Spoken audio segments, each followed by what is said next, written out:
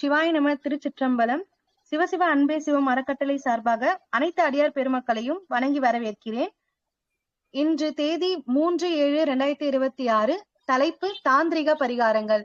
வழங்குபவர் சிறப்பு விருந்தினர் ஜோதிட சிரோன்மணி தயானந்த குப்தா அவர்கள். ஐயா, தாங்கள் தங்கள் உரையை தொடங்கலாம் ஐயா.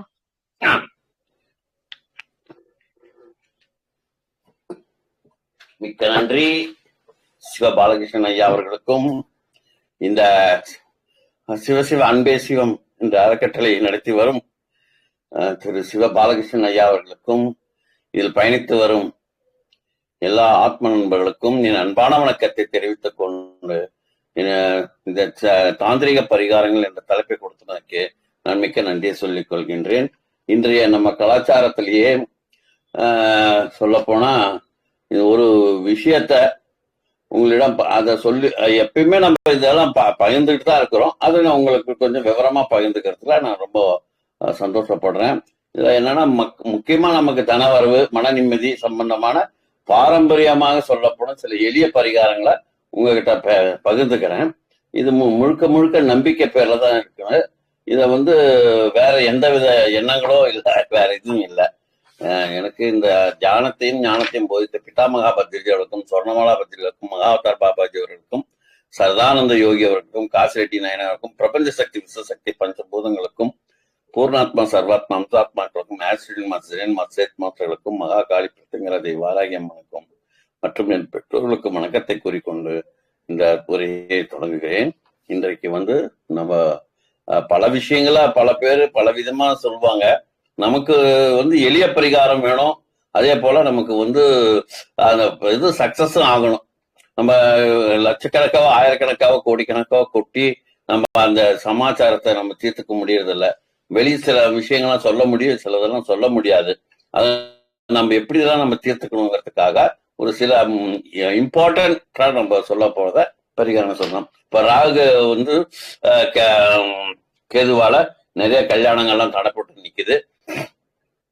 சில பேருக்கு அந்த ராகு திசை வரும்போதும் கேது திசை வரும்போதும் அவங்களுக்கு பெரிய பிரச்சனை, அதாவது தாங்க முடியாத அளவுக்கு அவங்களுக்கு தொந்தரவுகள் இருக்கும். அதெல்லாம் எப்படி நம்ம சரி பண்ணலாங்கிறது ஒரு சின்ன பரிகாரத்தின் மூலியமா நம்ம சரி பண்ணா அது கொஞ்சம் மனசுக்கு திருப்தியா இருக்கும். சார், இது எல்லாமே நம்மளுடைய நம்பிக்கை பேர்ல தான் நடக்குது. சரிங்களா? சரி, இப்போ ராகுவால் முளைக்கும் கர்ம வினைகளுக்கு என்ன பரிகாரங்கள் பாத்தீங்கன்னா, கருப்பு உளுந்த தானம் செய்யணும். ஒண்ணு. ரெண்டாவது செருப்பு, கம்பளி, போர்வை முதலெல்லாம் தானம் செய்யலாம். அடுத்தது கோமேதக கல் மோதிரம் அணிந்து கொள்வது சிறப்பு.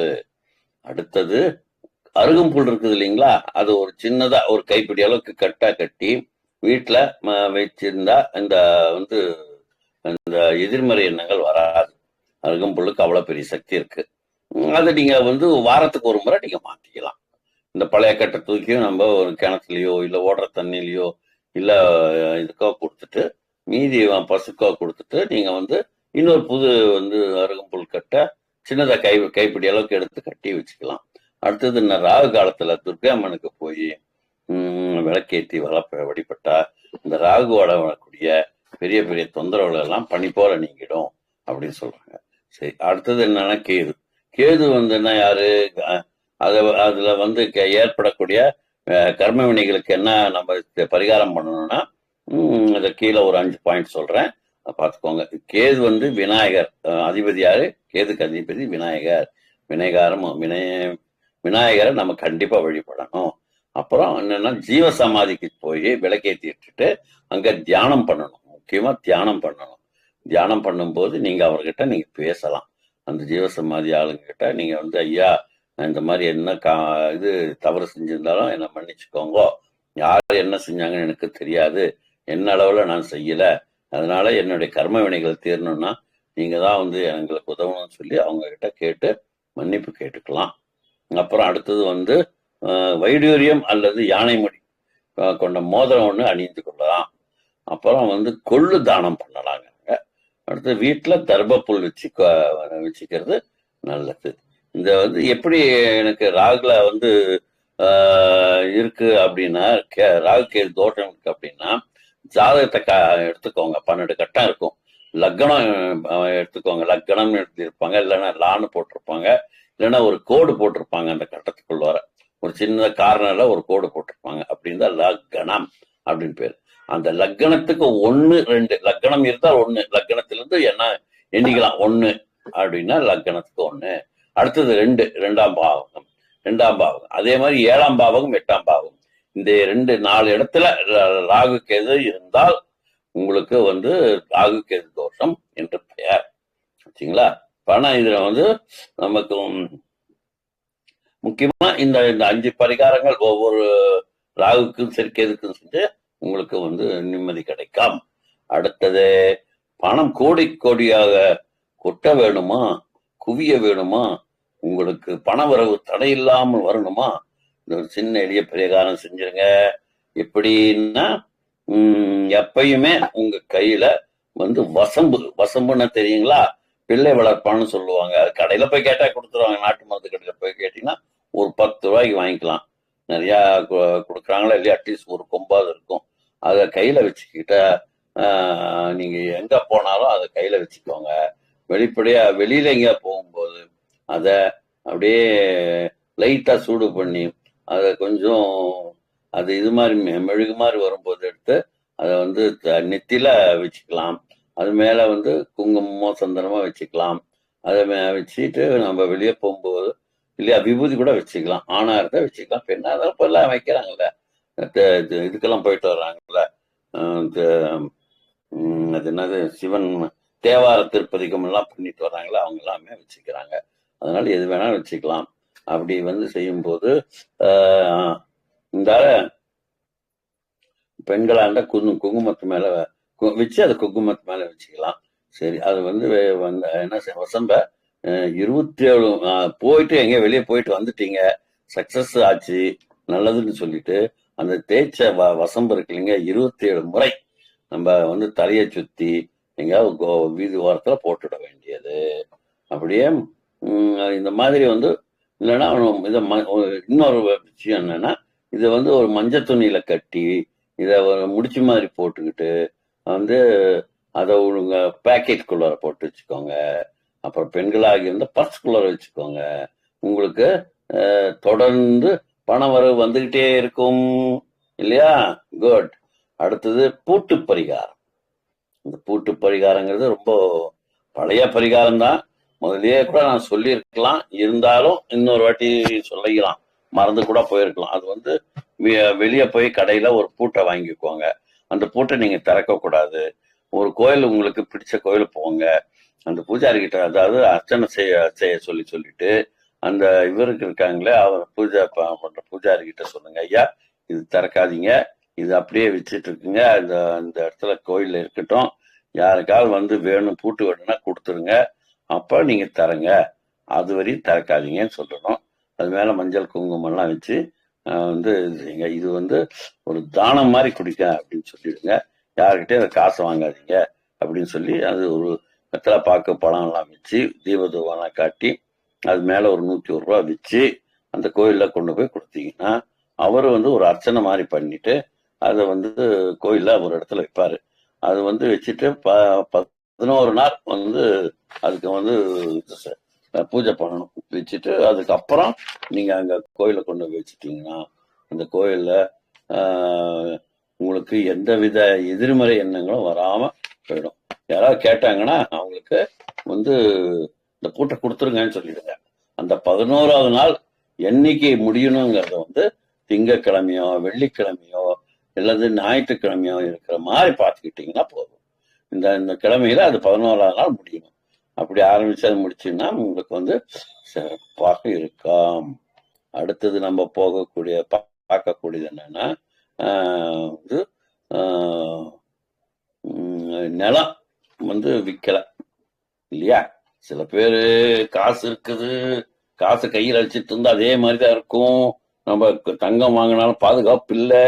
அதே மாதிரி வேற ஏதாவது வாங்கி வைக்கலாம் அப்படின்னா திருட பயம் ஜாஸ்தியா இருக்கு. வீட்டுல 500 ரூபா நோட்டுன்னா எவ்வளவு வைக்கிறது, இடமே பத்தாது. இப்பதான் பெரிய நோட்டெல்லாம் இல்லாம போயிடுச்சதுனால இப்ப என்ன செய்யணும், ஒரு நிலத்து மேல வாங்கி போடலாம் அப்படின்னு சொல்லி இருக்கிற காசை ஒரு நிலத்து மேல வாங்கி போடுவாங்க. பக்காவா டாக்குமெண்ட் எல்லாம் பார்த்துருவாங்க. அதெல்லாம் பார்த்துக்கணும் டாக்குமெண்ட். அதே மாதிரி லாயர் ஒப்பீனியன் 2 பேர்கிட்ட வாங்குங்க, ஒருத்தர்கிட்ட வாங்காதீங்க. நமக்கு தெரிஞ்ச லாயரா இருந்தா ஒன்னே போதும். நமக்கு தெரியாத லாயரா இருக்காங்க அப்படின்னா அவங்க வந்து நம்ம எங்க போறோம் எங்க வர்றோம்னு சொல்லி லாயரை நைஸ் பண்ணிட்டாங்க, நம்ம ஒண்ணுமே பண்ண முடியாது. ஆகையால நீங்க வந்து 2 லாயர் கிட்ட நீங்க வந்து ஒப்பீனியன் வாங்குங்க. ஒப்பீனியன் வாங்கிட்டு எல்லாமே செஞ்சிருவீங்க. அது ஆரம்ப காலத்துல லோன் பண்ணுவோம், லோன் போடுவீங்க, வந்து இன்ஸ்டால்மெண்ட் கட்டுவீங்க, எல்லாம் கட்டி முடிச்சாச்சு. ஏதோ ஒரு திடீர்னு ஒரு செலவு வந்துச்சு, என்னப்பா பண்றது? எதுனா ஒரு கல்யாணம் வீட்டுல பொண்ணுக்கு செட் ஆகுது. நம்ம வாங்கி என்ன செஞ்சிருப்போம், கல்யாணத்துக்கு உனக்கு காசு வேணுமா இல்ல சைட் வேணுமான்னு கேட்டு வச்சிருப்போம். புத்திசாலிங்க அப்படி செய்வாங்க. புத்திசாலி நாங்க என்னன்னா, பொண்ணு வந்து ஏற்கனவே என்கிட்ட ஒரு செட்டு நகை இருக்குதுப்பா, அதனால எனக்கு வந்து சைட்டே இருக்கட்டும் அப்படின்னு சொன்னாங்கன்னா அது புத்திசாலி பொண்ணு. அந்த பொண்ணுக்கு என்ன செய்யணும், கை தட்டணும்.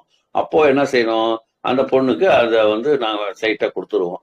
அவங்களுக்கு ஒரு நேரம் வந்துச்சு, இதை வித்துட்டு வேற வீடு வாங்கணும்னு நினைச்சுக்கும் போது வீடுக்கு அந்த சைட்டு விலை போகலைன்னா அதுக்கு நீங்க என்ன செய்யணுங்கிறது வந்து சொல்ல போறேன். அது என்னன்னா, அந்த மன விற்க பரிகாரம் நிலத்துல ஈசானி மூலையத்துல, ஈசானி மூலைன்னா தெரியும் இல்லையா, அங்க இருந்து கல்லெல்லாம் இல்லாம ஜல்லிச்சு மண்ணா எடுத்துக்கோங்க. அந்த மண்ணை எடுத்துட்டு போய் 11 நாள் பூஜையில வைத்து உங்க வீட்டிலே வைங்க. வச்சு நல்லா பூஜை செய்யுங்க. தீப தூபம்லாம் காமிங்க, வெத்தலை பாக்க பழம்லாம் வைங்க, சாமிக்கு எல்லாம் இதெல்லாம் பண்ணிட்டு அதை வந்து ஓடுற தண்ணியில அந்த மண்ணை கரைக்கணும். இந்த மண்ணை வந்து கிணத்துலயோ அல்ல குளத்துலயோ, ஓடாத தண்ணி இருக்கும், அது கிணத்துலன்னா அப்படி அங்கே தான் இருக்கும். அந்த கிணத்துல இருந்து ஊத்து வரும், அப்புறம் தண்ணி சாம்ப திருப்பி வந்து தண்ணி சேர்ந்துக்கும், அது வெளியே போறது இல்லை. அந்த மாதிரி குளத்துல இருந்தாலும் ஒரு வட்டமா இருக்கிற குளத்துல இருந்ததுன்னா அது ஆகாது, பரிகாரம் இல்லை. ஓடுற தண்ணியில அது அந்த மண்ணை நீங்க கரைச்சி விட்டுட வேண்டியது. அப்படி செஞ்சீங்கன்னா உங்களுக்கு நல்ல ஆளுக்கு வருவாங்க, கூடுதலா பணம் கொடுத்து வாங்கிட்டு போயிடுவாங்க. அப்படிங்கிறது இந்த பரிகாரம். அடுத்தது என்னன்னா, நம்ம ஏன்டா இந்த பரிகாரம்லாம் சொல்றோம் அப்படின்னா, நம்ம பரிகாரங்கிறது வேற எதுவுமே இல்லைங்க, மன்னிப்பு. யாருக்கிட்ட கேட்கிறோம், நம்ம ஆண்டவன் கிட்ட கேட்கிறோம். நீங்க செய்யும் போது எந்த வித தவறாக இருந்தாலும் நீங்க மன்னிப்பு கேளுங்க. சப்போஸ் அவங்க வந்து தவறு செஞ்சிட்டாங்க, அவங்க வந்து நம்மளை பாக்குறதுக்கு சங்கடப்படுறாங்க, அந்த தவறுக்கு நீங்க மன்னிப்பு ரெடியா இருக்கிறீங்க, ஆனா அவங்க வரமாட்டாங்கன்னா, அவங்க வரலன்னாலும் பரவாயில்ல, நீங்க என்ன செய்யணும், அவங்களுக்கு மன்னிச்சுட்டேன், மனசார மன்னிச்சுட்டேன், நீங்க தெரியாம தான் செஞ்சீங்க, ஆகையால உங்களை நான் மன்னிச்சுட்டேன் அப்படின்னு சொல்லி அந்த மன்னிப்புக்கு வந்து இது பண்ணணும். இது வந்து கிராட்டிடியூட்னு சொல்லுவாங்க, அபேண்டன்ஸ்னு சொல்லுவாங்க. இது வந்து உங்களுக்கு மைண்டு ஹார்ட் எல்லாமே ஃப்ரீ ஆயிடும். அந்த மாதிரி இது அந்த கிளாஸ் வந்து வெல்னஸ் அப்படின்னு சொல்லி ஃபாரின்லாம் நடத்துவாங்க. இது கூட எக்ஸாம்பிள்ஸ் எல்லாம் சொல்லுவாங்க. இது ஏற்கனவே நடந்த கிளாஸ்ல நடந்தவங்களுக்கெல்லாம் வந்து அவங்கள வரவழைச்சு அவங்களுக்கு ஒரு அவார்டு மாதிரி கொடுத்து ஒரு கிளாஸுக்கு ஒரு 10,000 ரூபாய் வாங்குவோம், வசூல் பண்ணுவாங்க. அந்த மாதிரிலாம் வசூலாகி அவங்களுக்கு அதில் வர்ற வருமானமே நிறைய இருக்கும். ஒரு வாட்டி ஒரு கிளாஸ் ரன் பண்ணாங்கன்னா 50,000 ரூபா வருமானம் வரும். அந்த மாதிரிலாம் இது பண்ணுவாங்க. அந்த மாதிரிலாம் இல்லாம நம்ம சிம்பிளா இந்த மாதிரி பரிகாரம் செய்யணும்னா அவங்களுக்கு நல்லதா நடக்கும் அப்படின்னு சொல்லக்கூடிய இந்த பரிகாரத்தை எல்லாம் செய்யும் போது உங்களுக்கு நல்லபடியா கிடைக்குது. இது நம்ம இறைவனுக்கு வந்து நம்ம கேட்கக்கூடிய என்னன்னா மன்னிப்பு தான் பரிகாரம் சொல்றோம். நீங்க எந்த கோயிலுக்கு போகணும் அப்படிங்கிறது நம்ம சொல்லலாம். திருச்செந்தூரா, திருத்தணியா, திருப்பதியா, திருவண்ணாமலையா என்பதை நம்ம வந்து பார்த்து ஜாதக கட்டத்தில் 5ஆம் இடம் பார்த்தோம்னா நம்ம முன்னோர்கள் வந்து செய்த கர்ம வினையால் தான் இந்த மாதிரி எல்லாம் அடைஞ்சிருக்கு. குழந்தை பாக்கியம் இல்லைன்னு இருக்கும், இல்லையா குழந்தைக்கு உடம்பு சரியில்லாமே போயிட்டு இருக்கும். அந்த மாதிரி என்ன இதுக்கு வந்து இவங்க என்ன செய்வாங்க, இந்த மாதிரி எல்லாம் சேர்த்து சுத்தி போடுறது, இந்த மாதிரி ஊர் ஊரா கோயிலுக்கு போயிட்டு வர்றது, இந்த மாதிரிலாம் செய்வாங்க. அது சரியா செய்யணுமா இல்லையா? நம்ம பசுமாடு இருக்குது, பால் கறக்குதுன்னா எங்க பிடிச்சாலும் பால் கறக்குமா? அந்த மடியில பிடிச்சாதான் பால் கறக்கும். அந்த மாதிரி நம்ம எந்த கோயிலுக்கு போனா நமக்கு நிறைய பெனிஃபிட் இருக்குன்னு தெரிஞ்சு அந்த கோயிலுக்கு போறது சிறப்பு. ஒவ்வொரு கட்டத்திலையுமே நம்ம வந்து 12 கட்டமும் 12 வகையான இது இருக்குது. அதனால நிலம், நீர், நெருப்பு, ஆகாயங்கிறது மாதிரி அந்த கட்டத்துக்கு உண்டானது இருக்கும். நம்ம சில இடத்துல மந்திரம் சொல்ல வேண்டியதா இருக்கும், சிலதெல்லாம் நம்ம வந்து அபிஷேகம் செய்ய வேண்டியதா இருக்கும், சிலதெல்லாம் வந்து நம்ம வந்து பரிகாரத்துல எத்தனையோ வகை இருக்குது இல்லையா? அந்த மாதிரி செய்யும் போது அந்த கோயிலுக்கு உண்டானது எந்த மாதிரி பரிகாரம் அப்படின்னு தெரிஞ்சு அதுக்கு தகுந்த மாதிரி செஞ்சீங்கன்னா கண்டிப்பா நமக்கு பலன் கிடைக்கும். எதிரிகள் வந்து வாய் அடைச்சு போயிடணுங்க. அதுக்கு ஏதாவது பரிகாரம் இருக்கன்னா இருக்கு. ஒரு தேங்காய் எடுத்துக்கோங்க, முழு தேங்காய். அதுல வந்து என்ன செய்யணும்னா அதுல இருக்க நீரெல்லாம் கொட்டிடுங்க, வெளியே கொட்டிடுங்க. அது கொட்டிட்டு உங்கள் எதிரியின் போட்டோ இருக்குதுன்னு வச்சுக்கோங்க, அந்த போட்டோல வந்து பெருக்கல் குறி போட்டுருங்க. 2 பக்கமும் இப்படி பெருக்கல் குறி போட்டு அந்த தேங்காய்க்குள்ள அதை வச்சிருங்க. வச்சுட்டு அந்த தேங்காய் அழுக அழுக அவர் வாயடிச்சு போயிடுவாரு. அவர் உங்களை பார்த்தாவே கம்முனுக்கு கழுத்து குளிஞ்சுக்கிட்டு போயிடுவாரு. இனிமேல் நான் வந்து இவர்கிட்ட வச்சுக்கூடாதுன்ட்டு தானா அவருக்கு தெரியும். அந்த மாதிரி ஒரு பரிகாரம் தான் தேங்காய் பரிகாரம். அப்படி செய்யும்போது அவரும் நிம்மதியா இருப்பாரு, இவரும் நிம்மதியா இருப்பாரு. இவருக்கு என்ன செய்யணும் அப்படின்னு பாத்தீங்கன்னா தான், அதாவது தேங்காவை வாங்க வேண்டியது, ஒரு 15 ரூபா 20 ரூபா தேங்காய் வாங்க வேண்டியது, உடைக்க வேண்டியது, தண்ணி வெளியே போக்கட்ட வேண்டியது. நம்ம வந்து அவருடைய போட்டோவை கிராஸ் பண்ணி பெருக்கல் குறி போட்டு அது உள்ளூர வச்சு பரிகாரம் பண்ணா டக்குன்னு வந்து அவர் வாயடிச்சு போயிடுவாரு. சரி, கடன் கொடுத்து திருப்பி வரல, என்னையா பண்றது? தொழில் விருத்தி ஆகல, என்னையா பண்றது? எத்தனையோ செய்யலாம், இது மட்டும் செய்ய முடியலையா அப்படின்னா இதுக்கு தான் என்னன்னா அதுக்கும் ஒரு பரிகாரம் இருக்குயா. வந்து கடன் கொடுத்து திரும்பி வராமல் இருந்தால், இந்த விஷயமாக தொழில் சரி வராமல் இருந்தாலும் இருக்கலாம், இது இருக்கிறதான் இந்த சின்ன பரிகாரம், டீ பரிகாரம். சரி, 1 ரூபாய் அளவிற்கு கற்பூரத்தை அடிச்சுக்கணும். இப்ப கேட்டீங்கன்னா நீங்க வந்து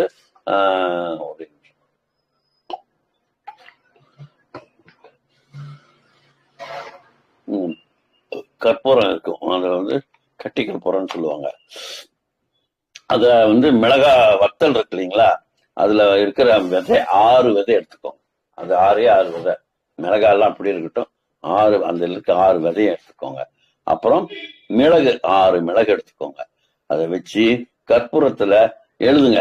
செவ்வாய்க்கிழமை அன்னைக்கு என்ன எழுதணும், இந்த மாதிரி கடன் கொடுத்துட்டு வசூல் ஆகணும் அப்படின்னு, அந்த கடன் திருப்பி எனக்கு பணம் கொடுக்கணும் அப்படிங்கறத அதுல எழுதிட்டு அந்த கற்பூரத்தை வீட்டுக்கு வெளியே வச்சு கொளுத்துக்க. இது என்னைக்கு செய்யணும்னா செவ்வாய்க்கிழமை அன்னைக்கு நம்ம செய்ய வேண்டியது, செவ்வாய்க்கிழமை சாயங்காலம் செய்ய வேண்டியது. அப்புறம் வீட்டுக்கு வெளியே வச்சு இது செஞ்சுக்கிட்டா ரொம்ப சிறப்பா இருக்கும். இப்போ நம்ம முன்னோர்களை வந்து வெளியே பார்த்து அடுத்தது என்ன செய்யணுங்கிறத அவங்க யோசனை பண்ணி, இந்த முன்னோர்களை நம்ம கடன் வாங்கி கொடுத்தோம், என்னடா 5 ரூபாய்க்கு ஏற்றி இருக்குது அரிசி, ஆனாலும் செட்டியார் நமக்கு அதே ரேட்டு கொடுத்துருக்காருன்னு ரியலைஸ் பண்ணி அவர் கொடுக்கணும். கடனாவும் கொடுக்கணும், பழைய ரேட்டாவும் இருக்கணும், அரிசியும் பதமா இருக்கணும். ஆனா நான் இஷ்டத்துக்கு இப்படிதான் கொடுப்பேன் அப்படின்னு இருப்பாங்க, அவங்க மனசெல்லாம் உருகணும். அதுக்கு கடவுள் தான் வழி காமிக்கணும். அந்த மாதிரி காமிச்சது தான் இந்த மாதிரி வருது இல்லைங்களா. அடுத்தது ஏதாவது ஒரு வந்து கருப்பண்ணசாமி கோயிலுக்கு போங்க. அங்க போய் அங்க கருப்பசாமிக்கு முன்னால் நின்றுக்கோங்க. இந்த மந்திரம்னு இல்லை, அது ஒரு டைலாக் தான். அந்த டைலாக்கை வந்து கருப்பண்ணசாமிக்கு முன்னால் நின்று கேளுங்க, கண்டிப்பா செய்வாரு. அவருக்கு பெருசா எதுவுமே இல்லைன்னாலும் அவங்க எல்லாருமே அவங்க கருப்பண்ணசாமியோட குழந்தைங்க தான் அப்படின்னு அந்த மாதிரி சொல்லும்போது நமக்கு ரொம்ப பெருமையா இருக்கும். சரி, இப்போ வந்து ஒரு கருப்பண்ணசாமி கோயிலுக்கு போறாங்க. வந்து அந்த வந்து உங்க கோயிலுக்கு போறாங்க. அங்க வந்து ஒரு கருப்பசாமி முன்னால் நின்றுக்கணும், கருப்பண்ணசாமி முன்னால் நின்றுக்கணும். எனக்கு என் குடும்பத்தை காப்பவனே, சத்தான சிறப்பான வந்து செய்திகளை நீங்க எனக்கு இப்ப சொல்றீங்க. இன்னும் அப்புறம் இன்னைக்கே சொல்லுங்க, என் குடும்பத்தை வந்து சிறப்போடும் வாழ வைங்க. என்றைக்கும் உங்களை நான் மறக்க மாட்டேன், நான் யாரும் மறக்க மாட்டோம். யாரேனும் எவரேனும் எனக்கோ என் குடும்பத்தாருக்கோ பில்லி சூன்யம் ஏவல் செய்வினை என்னைக்காவது செய்திருந்தா சொல்லுங்க. அதை வந்து நான் அவருக்கு நானே மன்னிச்சிடுறேன். சப்போஸ் அவங்களுக்கு நான் ஏதாவது செய்யணும்னாலும் நான் உங்க மூலியமா மன்னிப்பு கேட்டுக்கிறேன் அப்படின்னு சொல்லி, அப்புறம் வந்து அப்படி அந்த மாதிரி இருந்தாங்கன்னா நீங்க அந்த என்ன செய்யணும், கட்டு கட்டு, முட்டு முட்டு, மோது மோது, முடிச்சு வைங்க அப்படின்னு அன்பான கருப்பசாமியே அப்படின்னு சொல்லி போற்றி போற்றின்னு சொல்லி அவங்களுக்கு நம்ம இது சகாயம் பண்ணி அவங்களுக்கு அந்த அதாவது ஒரு இது பண்ணணும்னா அடுத்த பிறவிதான். இந்த கருப்பசாமி 24 மணி நேரமும் அவங்க வியாபாரம் பண்ணலாம். ஆனா குறிப்பிட்ட நேரத்துல வியாபாரம் பண்றது மிக சிறப்பு. அது கம்மியா ஜாஸ்தியா விவசாயிகளுக்கு என்ன செய்யறாங்க, அவங்க அதுக்காகவே காத்துட்டு சில வியாபாரிகள் வியாபாரம் பண்ணிட்டு போவாங்க. அதுக்கு அவங்களுக்கு இந்த மாதிரி நல்ல சரக்கு கிடைக்கவும், லாபம் கிடைக்கவும், கடன் வசூலாகவும் இந்த மாதிரி வசூல் பண்ணி இதுக்கு கொடுத்துருவாங்க. அதுதான் ரொம்ப இம்பார்ட்டன்ட் இல்லைங்களா? சரி, அடுத்தது தனவரவை தரும் எளிய தாந்திரிக பரிகாரம். தனவரவுன்னு என்ன? காசு. காசு எத்தனாம் இடத்துல இருந்து வரும்? 2ஆம் இடத்துல இருந்து வரும். லக்னத்துக்கு 2ஆம் இடம் தனவரவு. வீடு அந்த சொல்லுவாங்க. வீட்டுக்கு ஒரு அம்மா கால் எடுத்து வச்சதுன்னா பெண்ணுக்கு பையனுக்கு கல்யாணம் ஆகி வீட்டுக்கு வந்ததுன்னா 2ஆம் இடத்துல நம்ம பார்க்கணும். அந்த 2ஆம் இடத்துல அசுப கிரகங்களோ அல்லது திதி, அதாவது சூன்யம் இருக்கக்கூடிய நட்சத்திரம் அங்க இருக்கக்கூடாது. அந்த கிரகங்களும் இருக்கக்கூடாது. சூன்ய கிரகங்கள் இருந்தா அந்த இடத்துல வேலை செய்யாது. அதெல்லாம் நம்ம பார்த்து இது பண்ணிக்கணும். 2ஆம் இடம் ரொம்ப முக்கியம். 2ஆம் இடம் அந்த இதெல்லாம் தீர்த்து வைக்கக்கூடிய அது. அப்போ அதை நீங்க அது எளிய முறையில தினசரி அந்த ஒரு நேர்மறை எண்ணங்களை பலன் கிடைக்கும். அதுக்கு என்ன மந்திரம்னா குபேர மந்திரம். குபேரன் செல்வத்துக்கு அதிபதி. ஓம் யக்ஷாய குபேராய வைஸ்ரவணாய தனதான்யாதிபதியே தனதான்யாதிபதியே தனதான்ய சம்ஸ்கிருதி மே தேகி தாப்த திவாய சிவாய சிவாயக அப்படின்னு சொல்லணும். இந்த மந்திரத்தை நம்ம திருப்பி திருப்பி சொல்றோம். வெள்ளிக்கிழமை அன்னைக்கு ஆரம்பிச்சு தினமும் வடக்கு திசையை நோக்கி பார்த்து உட்காந்து 108 முறை சொன்னா உங்களுக்கு தனவரவு எப்பயும் இருந்துகிட்டே இருக்கும். இது குபேரன் படமோ அல்லது லட்சுமி படமோ முன்னால வச்சு நெய் தீபம் ஏற்றி அவங்களுக்கு நல்லா சிறப்பா இருக்கும். குபேர மந்திரம் இன்னொரு முறை சொல்றேன். அதாவது ஓம் யக்ஷாய குபேராய தன வைஸ்ரவணாய தன தான்யாதிபதியே தன தான்ய சம்ருக்திமே தேகி தேகிமே. அதனால நம்ம கவலைப்படாம போலாம். கடன் நல்லா கழிஞ்சதுன்னு வச்சுக்கோங்க. நல்லபடியா எங்களுக்கு வியாபாரம் ஆகிறதுக்கு லட்சுமி அம்மாவோட ஆசீர்வாதங்கள். இதை வெள்ளிக்கிழமை ஆரம்பிக்கலாம். தினமும் குளிச்சுட்டு வடக்கு திசையை பார்த்து 108 முறை சொல்லணும். குபேரன் படம் அல்லது யக்ஷன் அந்த குபேர படத்துக்கு முன்னால அந்த நெய் தீபம் ஏற்றி செய்தால் இன்னும் நல்லா இருக்கும் அப்படின்னு சொல்றாங்க. அடுத்தது மகாலட்சுமி அருள் பெற என்ன செய்யணும்னா ஓம் ஸ்ரீம் ஹ்ரீம் ஹ்ரீம் கமலே கமலாலய பிரீத்திச அப்படின்னு சொல்லி ஸ்ரீம் ஸ்ரீம் ஹ்ரீம் ப்ரூம் மகாலட்சுமியை நமக அப்படின்னு சொல்லு. இது வெள்ளிக்கிழமை தான். ஆலையில 6 மணிக்கு ஆரம்பிச்சு உங்களால எத்தனை மணி நேரம் சொல்ல முடியுமா அவ்வளவு நேரம் சொல்லிட்டு நீங்க வெற்றி வாங்கிக்கலாம் அப்படின்னு சொல்லலாம். அதாவது உங்களுக்கு லட்சுமி அந்த இடத்துல லட்சுமி படத்தையோ அல்லது நம்ம இவர் படத்தையோ யாரு நம்ம குபேரன் படத்தையோ வச்சு அந்த சொன்ன மந்திரத்தை 108 முறை சொல்ல உங்களுக்கு நல்லது நடக்கும், வியாபாரம் செழிக்கும் அப்படின்னு சொல்றாங்க. அதாவது என்ன சொல்றாங்கன்னா, இந்த மந்திரம் இன்னொரு வாட்டி சொல்றேன். ஓம் ஸ்ரீ மகாலட்சுமி அருள் பெற நம்ம என்ன செய்யணும்? ஓம் ஓம் ஸ்ரீம் ஹ்ரீம் ஹ்ரீம் மகா கமலே கமலாலாய பிரீத்திச பிரீத்திச ஸ்ரீம் ஹ்ரீம் ஸ்ரீம் மகா மகா லக்ஷ்மியை நமக அப்படின்னு சொல்றோம்.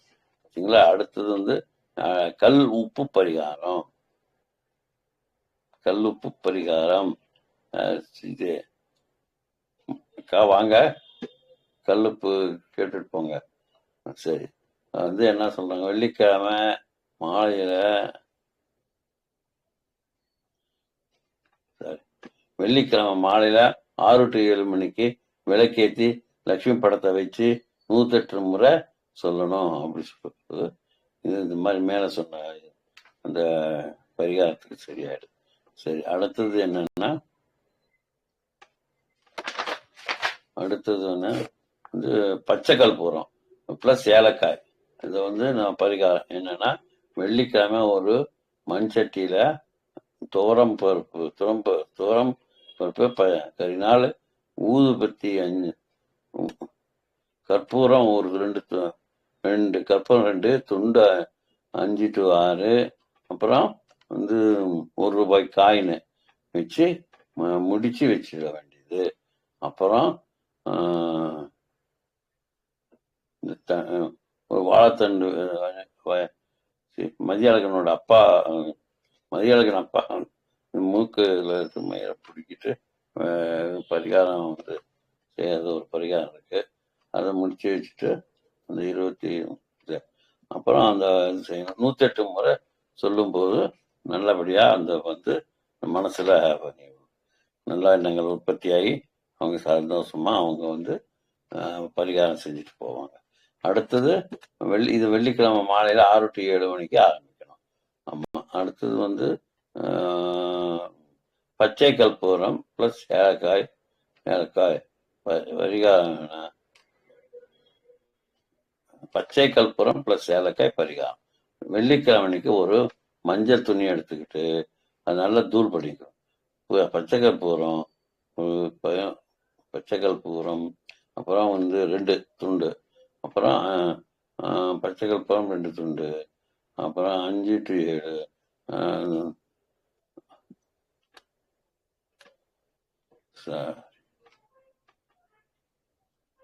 பச்சை கற்பூரம் பிளஸ் ஏலக்காய் பரிகாரம் என்னன்னா, வெள்ளிக்கிழமைக்கு ஒரு மஞ்சள் துண்டு எடுத்துக்கோங்க, பச்சை கற்பூரம் 2 துண்டு எடுத்துக்கோங்க, 5 ஏலக்காவை எடுத்துக்கோங்க, 5 ஏலக்காவை. அடுத்தது ₹1 காயின் எடுத்துக்கோங்க. அது எல்லாமே வச்சு முடிச்சு ஒரு பணம் வைக்கிற பைக்குள்ள வச்சுக்கோங்க. இல்லை பீரோவில் வைக்கணும்னா வச்சிடுங்க. மீனா வச்சுக்கோங்க. மாதம் ஒரு முறை மாற்றணும். பழைய புழக்கம் அதிகரிக்கவும் மற்றும் வந்து எல்லாரும் நமக்கு வந்து ஆதரவு காட்டும். இந்த பரிகாரம் செஞ்சீங்கன்னா உங்களுக்கு நல்லபடியாக நடக்கும். அதாவது வசியம், அதாவது தனவசியம் சொல்லுவாங்க. இந்த வசியம் வந்து அந்த கண்மணி எடுத்துக்கோங்க. சரியா? அடுத்தது வந்து கல்லுப்பு பரிகாரம். வீட்டின் வடக்கு மூலையில ஒரு கண்ணாடி கிண்ணம் வச்சுக்கோங்க. அதில் கல்லுப்பு போடுங்க. வந்து வாரம் ஒரு முறை மாற்றி அமைச்சிக்கணும். உணர்ந்த வந்து அது அந்த பழைய உப்பா இருந்தாலும் ஒன்றும் தப்பு இல்லை வச்சுங்களா. அப்புறம் கல்லுப்பு எல்லா வந்து எதிர்மறை எண்ணங்கள் எல்லாம் அது தடை செய்யுமா. சரி, இது வந்து அடுத்தது விசு பூராவையும் இது வந்து என்ன செய்யணும்னா, இந்த தடை நீங்கிறது. அந்த உப்பு வந்து ஒரு கல்லுப்பை வந்து ஒரு டவல்ல வச்சுக்கணும். அதை வந்து வீட்டில் பூஜை அறையில பணம் புழங்குற இடத்துல எல்லாம் வச்சுட்டு, அப்புறம் அப்புறம் வந்து வீடை சுத்தமாக இருக்கணும். குப்பையெல்லாம் ஒற்றையெல்லாம் அடிச்சுக்கணும். எல்லாமே இருந்ததுன்னா தனமான தடையே இருக்காது. அதை பாட்டி வந்து தூக்கிட்டே இருக்கும். அடுத்தது 6ஆம் எண்ணம் திருப்பதினா, எல்லாருக்கும் நன்றி. இது எனக்கு ஒரு வாய்ப்பு கொடுத்ததுக்கு மிக்க நன்றியை சொல்லிக்கிறேன். வந்து தான் வந்து என்ன செய்யணும்னா, எனக்கு நன்றி ஐயா. சௌமியா அம்மா, உங்களுக்கு ஏதாவது சந்தேகங்கள் இருந்தா கேட்கலாமா? நமஸ்காரம் சார். நமஸ்காரம்மா. நான் லாஸ்ட்ல தான் சார் ஜாயின் பண்ணேன். ஒரே ஒரு டவுட் மட்டும் சார். சில பேர் வந்து பச்சை கற்பூரத்துல வந்து இது கற்பூரம் பத்தி ஆர்த்தி காட்டுறான்றாங்க. சில பேர் வந்து சாம்பிராணில போடலாம்னாங்க. சில பேர் அது லக்ஷ்மி அம்சம், அதனால சாம்பிராணில போடக்கூடாது, எரிச்சக்கூடாது, தண்ணியில வேணா போடலாம்னாங்க சார். அது எது கரெக்ட் ஃபார்மர் சார்? இல்லம்மா, நீங்க வந்து பச்சை கற்பூரம் வந்து உங்க உங்க சமாச்சாரத்துல அதுல எழுதிடணும். அந்த பச்சை கற்பூரத்துல எழுதணும். ஏன்னா அது வந்து எதனால அது நம்ம செய்யறோம் அப்படிங்கறது எழுதணும். அது ஒரு ரூபாய் அளவுக்கு தான் இருக்கணும் அந்த கற்பூரம். அதுல நம்ம எழுதிட்டு அது வந்து ஒரு மஞ்சள் துணியில பச்சை கற்பூரம் முடிச்சு வச்சுக்கலாம். அந்த பணம் வைக்கும் இடத்துலயா, அது மாதிரி பீரோல் இடத்துல எல்லாம் வைக்கலாம். அது மாதம் ஒரு முறை அதை மாத்தணும். பச்சை கற்பூரம் இப்பெல்லாம் சேலக்கா நான் சொன்னது லாஸ்ட்ல சொன்னது. ஓகே சார், அது ஓகே சார். ஜென்ரலா அது நான் கேக்குறது தண்ணியில போட்டு வைக்கலாமா, இல்ல கற்பூரம் மாற்றம் ஜென்ரலா தினம் சாமிக்கு காட்டலாமான்னு கேக்குறேன் சார். பச்சை கற்பூரத்தையா? பச்சை கற்பூரத்துல எரிய வைக்காண்டமா, நீங்க அப்படியே வச்சுக்கிறது தான் நல்லது. Okay sir, thank you sir. தண்ணியில போட்டு வைக்கலாமா சார்? என்னங்கம்மா? தண்ணியில போட்டு வைக்கலாமா? வைக்கலாம் தண்ணியில. Okay sir, thank you sir. தேங்க்யூம்மா. ஐயா ரொம்ப நன்றிங்க ஐயா. உரையை முடிச்சுக்கலாங்களா? உரையை முடிச்சுக்கலாமா? தேங்க்யூ. நன்றிங்க. சிவாய் நம. நன்றி.